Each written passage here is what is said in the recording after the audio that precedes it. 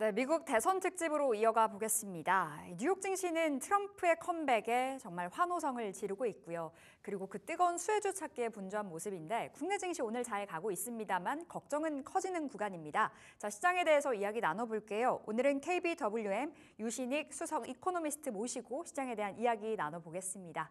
안녕하세요. 네, 반갑습니다. 네, 뉴욕은 강세장이 연일 이어지고 있습니다. 뜨거운 하루하루. 국내 증시는 오늘은 괜찮게 흘러갑니다만 원체 걱정이 커지는 시점인데 뉴욕 증시에 초점을 맞춰봤을 때 지금의 이 강세장 연말까지도 간다고 보세요?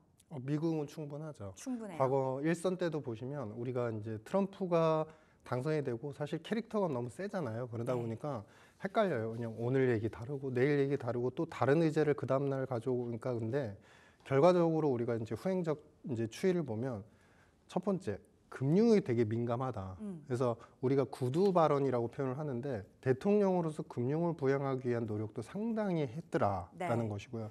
두 번째는 결국엔 여론에 집중이 되더라. 그러니까 여론적으로 관세 정책도 마찬가지고요. 여러 가지 이제 지경학적인 부분들, 중동 관련되는 그런 이제 정책들도 여론에 되게 민감하게 작용을 해서 결국은 여론대로 이제 트렌드를 타는 경향이 있었습니다. 그래서 결론은 뭐냐면 미국은 이제 결국에 웰스 자체가 가계들이 대부분이 금융으로 다 집중이 됐기 때문에 금융에 되게 초점을 맞추고 여러 가지 관세 정책의 부작용도 있는데 그게 2년 정도 지나서부터 서서히 나타나지 초기 2년 집권 시기에는 반짝이라고 표현할 수는 있겠지만 이 감세나 일자리 창출 이런 것 때문에 성장과 그 시장 자체에 굉장히 우호적인 환경. 그래서 결론적으로 트럼프는 알고 보니 당선이 되고 나면 항상 이제 가슴은 차가워지고 지갑이 뜨거워진다. 그러니까 항상 불안한데 지갑은 좀 이렇게 두둑해져 있더라. 이런 얘기가 있을 정도로. 그래서 시장 자체는 미국 중심으로만 본다면 상당히 좋을 것 같다. 당분간.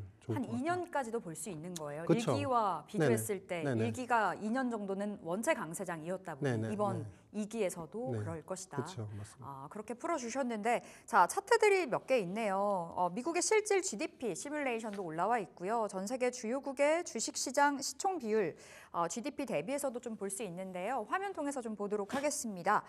자, 박사님 어떻게 봐야 될까요? GDP 시뮬레이션, 변화율 추정치, 해리스와 좀 비교를 해보면 좋겠는데요.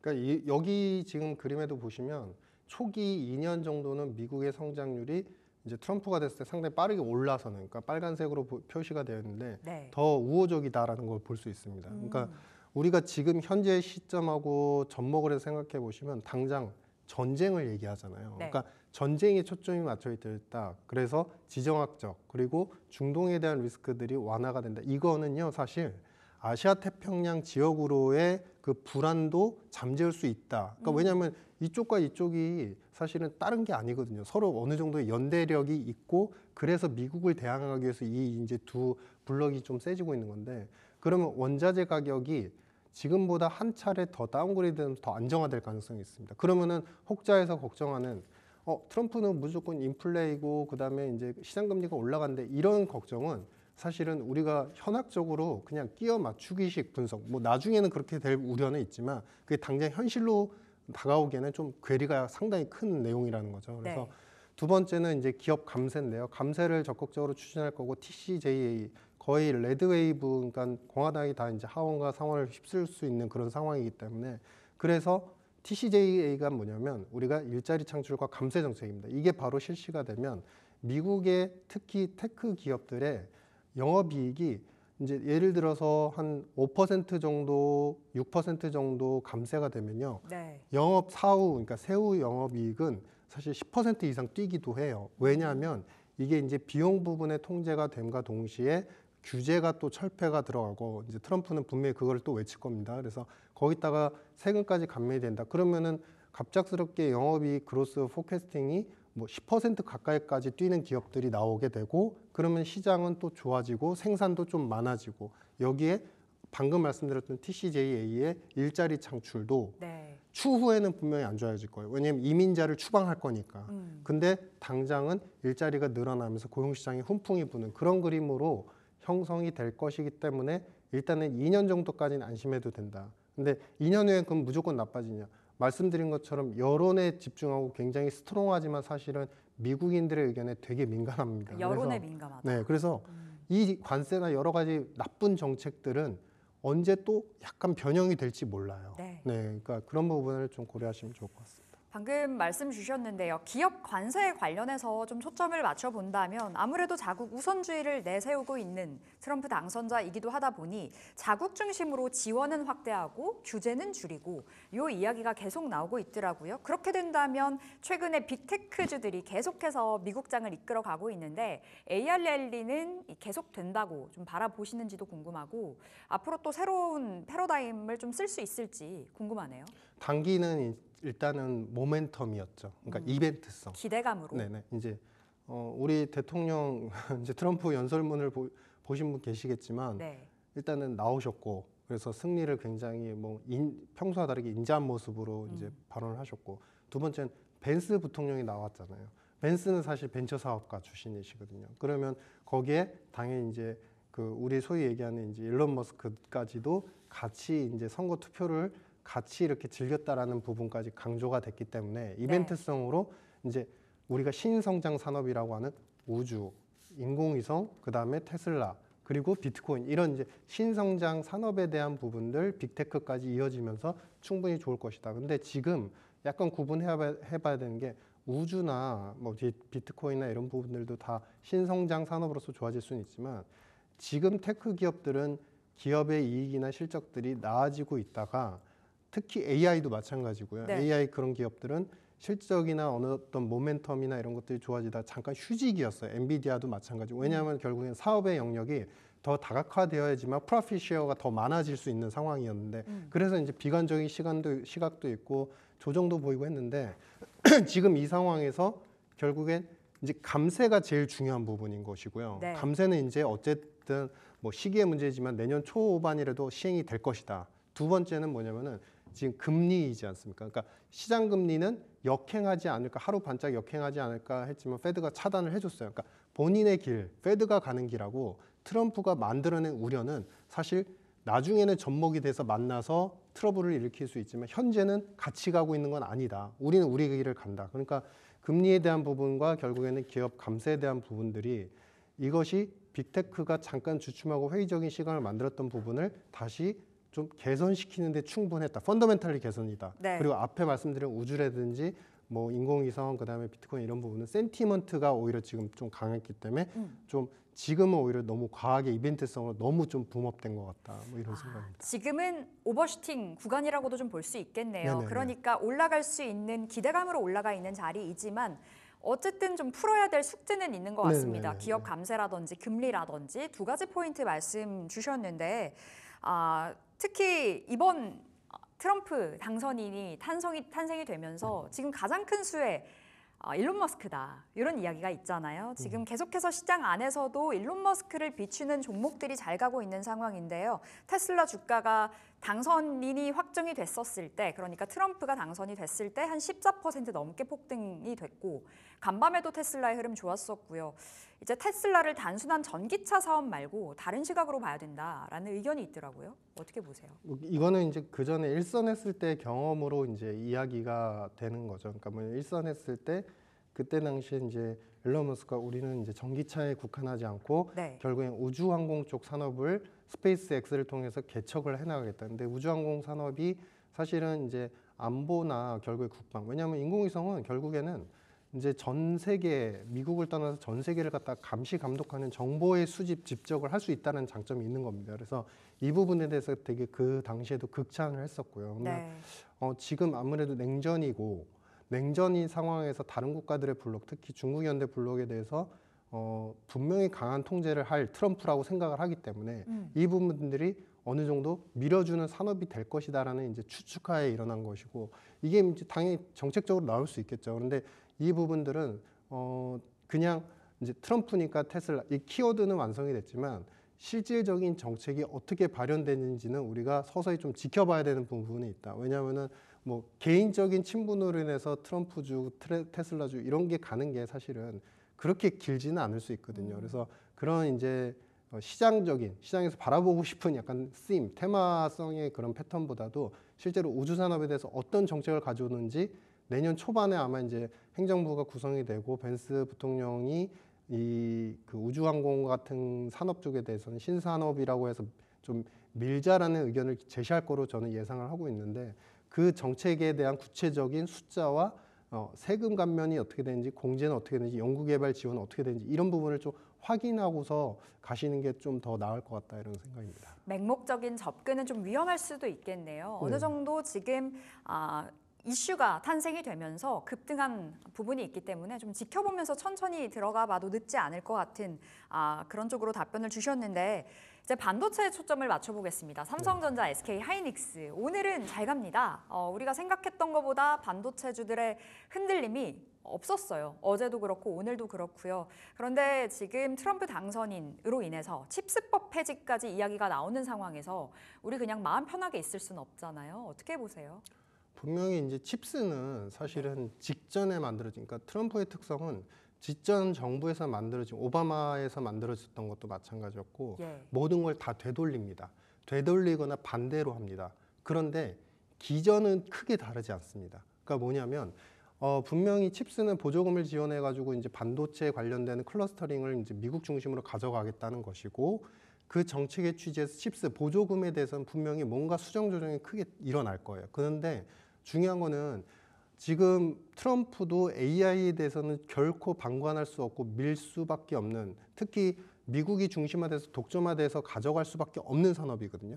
근데 보조금은 안 주더라도 이것과 관련돼서 칩스에 들어가 있는 연합 국가들의 기업들한테 과연 관세를 얼만큼 매길 것인지는 별개로 봐야 된다. 왜냐하면 상대적으로 이런 생각을 해보십시오. 그러니까 칩스에서 만약 보조금을 만약 철회를 한다라고 생각을 하겠습니다. 그런데 다른 반도체 기업들한테는 수익관세를 많이 매기고 수출도 금지를 해요. 근데 만약에 예를 들어서 한국의 반도체 기업들한테는 관세를 안 매긴다고 할게요. 그런 경우 10% 관세 다른 국가들한테는 다 매기는데 10%를 안 매기면 여기서 차별적 메리트가 10%만큼 또 나오거든요. 그래서 칩스에서 보조금이 철폐되는 대신에 물론 네거티브 요소이지만 그 상반되는 또 다른 요소가 올 수 있다. 긍정적인 요소가. 근데 왜 이거를 한국은 그럴 수 있어요. 뭐 이런 부분에 대해서 조심스럽게 뭐 이건 제 개인적인 예상이지만 왜 말씀을 드리냐면요. 지금 중국을 겨냥해서 특히나 미국 중심으로 가져가야 되는 핵심 산업이 한 3가지 정도 보이는데요. AI에 관련된 반도체가 있고요. 두 번째는 생물보안법, 바이오가 있고요. 그다음에 마지막 3번째가 아직은 표명 안 됐지만 인공위성 쪽입니다. 그런데 이쪽에서 특히 반도체 쪽도 마찬가지, 바이오도 마찬가지인데 혼자 다 만들 수가 없는 거예요. 그 밸류체인이라고 해서 우리가 이제 천천히 밑에서부터 하나 만들고 그다음에 또 만들고 그다음에 또 조립을 해서 만들고 이런 이제 전체적인 그 틀을 프레임을 보면 사실 대만도 마찬가지고 일본도 마찬가지고 한국도 그 제조 공정에서 부품이나 많은 역할을 해야지만 최종적인 완성품이 미국에서 만들어진다는 그 밸류체인이 굉장히 강하게 형성이 됐거든요. 그래서 이런 부분에서 우리를 결코 그냥 무작정 외면할 수는 없다. 근데 이제 앞서도 말씀드렸지만 너무 강한 이미지니까 사람들은 사실은 누구든지 좀 센 인상을 보게 되면은 선입견을 갖게 되잖아요. 근데 그런 선입견이 좀 말하고 더 곁들여져서 저 사람 무서운 사람이야, 나쁜 사람이야, 우리한테 해야 할 것 같아. 이런 이제 선입견이 너무 강한 것 같다. 이런 판단입니다.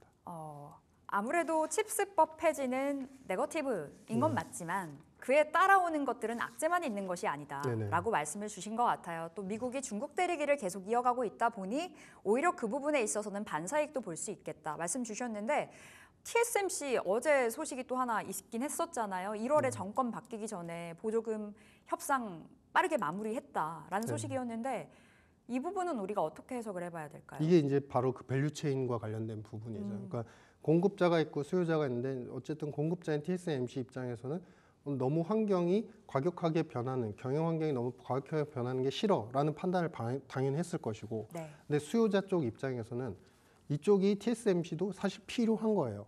여러 가지 이제 밸류 체인에서 봤을 때. 그러니까 뭐 만약에 담당자라고 했을 때 이게요. 당신들의 그 제품과 반도체 칩 이런 부품들은 그렇게 필요하지 않습니다라고 했다면 다음 기로 당연히 넘겼겠죠. 지금 당장 결정 못 하겠습니다. 근데 이번에 빠르게 어느 정도 요청하는 만큼 수순적으로 진행을 해줬다는 건 분명히 TSMC도 미국에서 가져가야 되는 중요한 기업 그리고 부품군을 가지고 있기 때문이다. 이런 부분이 한국도 예외는 아닐 것이다. 너무 네거티브에만 우리가 시선을 몰입하지는 말자 이런 생각입니다. 네, 알겠습니다. 자, 간밤에 있었던 이슈도 챙겨보도록 하겠습니다. 11월에 FOMC가 열렸고요. 그 결과가 전해졌죠. 25bp 금리 인하가 단행이 됐는데요.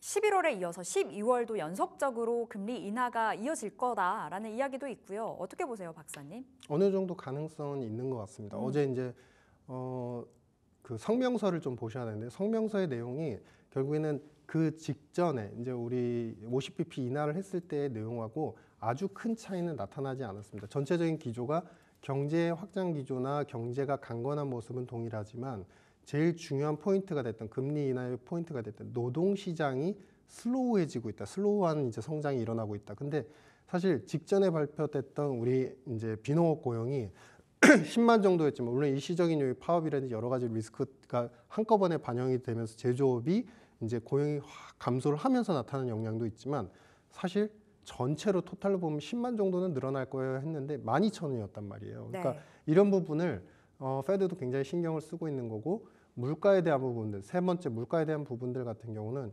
여전히 우리가 중립금리로 갈 수 있는 경로에서 물가가 그렇게 지금 나빠지고 있지 않다. 그러니까 아주 쉽게 말씀드리면 물가가 안정적인 기조로 가고 있기 때문에 우리는 중립금리로 계속 정상화하겠다, 인하를 하겠다는 기조는 동일했습니다. 다만 달랐던 건 뭐냐면 확신이라는 표현이에요. 그러니까 뭐냐면 물가가 2% 수준까지 낮춰지는데 우리는 그 경로로 가고 있다, 확신한다. 근데 확신은 없어졌어요. 그러니까 뭐냐면 페드도 어느 정도 인정한 거는 만약에 새로운 정부가 들어와서 이제 트럼프 대통령 행정부가 재정 지출을 많이 하면 물가가 좀 약간은 오를 개연성도 있다라는 부분은 좀 여지를 남겨뒀지만 전체적인 기조에서 벌써부터 이제 트럼프가 왔으니까 무조건 물가 높아지니까 금리 인하 기조를 갖다가 사이클을 갖다가 멈추겠어요. 그러니까 안 일어났는데 아직. 그리고 어떤 정책이 나올지 모르는데 미리 시장이 걱정하는 우려처럼 미리 선반영해가지고 정책을 결정하지는 않다라는 걸 재확인해준 그런 계기였고 그래서 12월 인하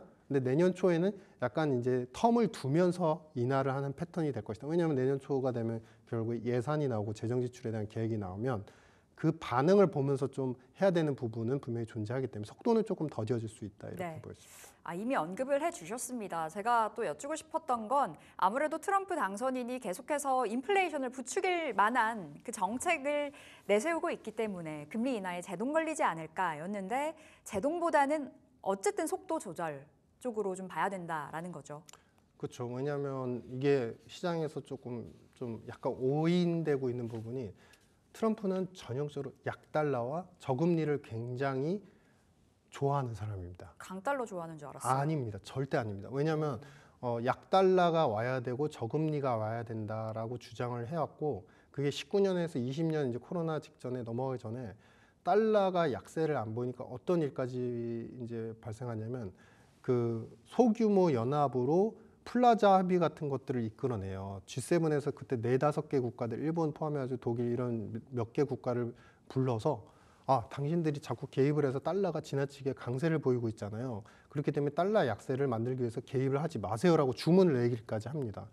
특히 관세 정책과 달러 약세는 관세를 높이면서 달러 약세를 만들어 미국 제조업이 산다라는 기본 로직의 가장 중요한 포인트거든요. 그래서 달러 약세, 저금리에 대한 정책들을 굉장히 옹호하고 있고 예전에 일선 때도 지나고 보니까 맞는 말이 됐는데 트럼프가 그런 말을 하셨습니다. 그러니까 뭐냐면 미국의 중립금리는 3%다. 즉 중립금리 3%라는 얘기는 소비자 물가 3% 수준에서 금리를 내려도 그렇게 불안하지 않다라는 경제 체력이다라는 네. 표현이었거든요. 즉 이야기는 뭐냐면 결국에 시장이 먼저 과잉 확대 해석을 해서 금리가 올라갈 거니까 달러도 강세인 게 맞아 이렇게 해석을 가져가지만 정책적으로는 트럼프는 약달러와 저금리를 너무나 원하는 사람이다. 예. 그래서 지금의 패턴은 시장이 그냥 우려로 만들어낸 패턴이지 사실 트럼프나 미국이 원하는 정책 방향으로 가는 시장 지표가 아니다라는 것입니다. 달러 이야기까지 해주셨습니다. 강달러가 계속 이어질까라는 질문 드리고 싶었는데 달러 약세, 저금리 계속해서 관련된 무언가 모멘텀이 좀 생기겠어요? 이런 생각이 들고요. 그렇다면 지금 우리 시장 안으로 들어왔을 때 트럼프 트레이드라고 불리우는 종목들 계속해서 좀 추세가 이어질 거라고 보시는지 어떻게 해봐야 될까요? 이거는 이제 각 산업마다 다를 것 같습니다. 왜냐하면 이제 방사는 이제 방위 산업 같은 경우는 중요하죠. 왜냐하면 일단은 나토도 부정하고 방위비 분담에서도 굉장히 강한 멘트를 하고 하니까. 그러면 우리나라뿐만 아니라 전 세계가 각국이 스스로 지켜야 됩니다. 스스로 지켜야 된다는 거는 국방 예산을 늘려야 된다는 거고, 그러면 방위 산업과 관련된 수준은 더 이어날 수 있다는 거죠. 반면에 전쟁에 대한 종료 휴전을 갖다가 분명히 지시를 하겠다, 이루겠다라고 표현을 했죠. 그러면 전쟁발 리스크, 당장 이제 불타고 있고 당장 누군가 피해를 보고 다치고 사고가 나는 그런 일은 서서히 줄어들 수 있다는 거기 때문에 방산 같은 경우는 지금 상황에서는 좋은 부분과 나쁜 부분이 중첩이 되고 있어서 뉴트럴한 약간 중립적인 상황이 될 것 같다라는 저희의 예상인 것이고요. 우크라이나 재건 같은 경우는 해야죠. 이거는 이제 시기의 문제일 뿐 언젠가는 해야 되는 거기 때문에 뭐 이제 어느 정도 괜찮다. 그리고 조선 같은 경우도 이제 트럼프가 발언을 했기 때문에 긍정적인 모멘텀은 있을 수 있다. 뭐 이런 정도 생각합니다. 네, 알겠습니다. 트럼프 트레이드 관련해서 말씀 주셨고요. 한 1분 정도 있는데요. 박사님, 연말 랠리 기대하면서 주식 비중 유지해도 될지, 그리고 비트코인까지도 생각해도 될지 짧게 말씀 주세요. 일단은 어느 나라 비중이냐가 제일 중요할 것 같은데요. 미국에 대한 비중은 적절하게, 특히 인프라 투자를 분명히 트럼프 정부도 시행을 할 거기 때문에 인프라와 관련된 전력과 관련된 부분 미국의 그 포트폴리오는 좋다라고 생각하고요. 약간 연약해 있고 정책적인 모멘텀이 덜한 한국 같은 경우는 상황을 보면서 해야 되고, 산업을 굳이 꼽자면 바이오 산업은 물이 들어와 있다. 일단 산업 자체가 호황기다. 그래서 바이오 한국 산업은 괜찮다. 마지막 비트코인은 조금 과한 듯하기 때문에 조정을 조금 하면서 조심스럽게 접근하자. 뭐 이런 생각입니다. 미국은 괜찮고 한국으로 들어온다면 바이오 괜찮고 비트코인은 어느 정도 좀 과하게 올라와 있는 측면이 있다 말씀 주셨습니다. 자, 여기서 마무리 지어볼게요. 오늘은 KBWM 유신익 수석 이코노미스트 함께했습니다. 말씀 고맙습니다. 네, 감사합니다. 감사합니다.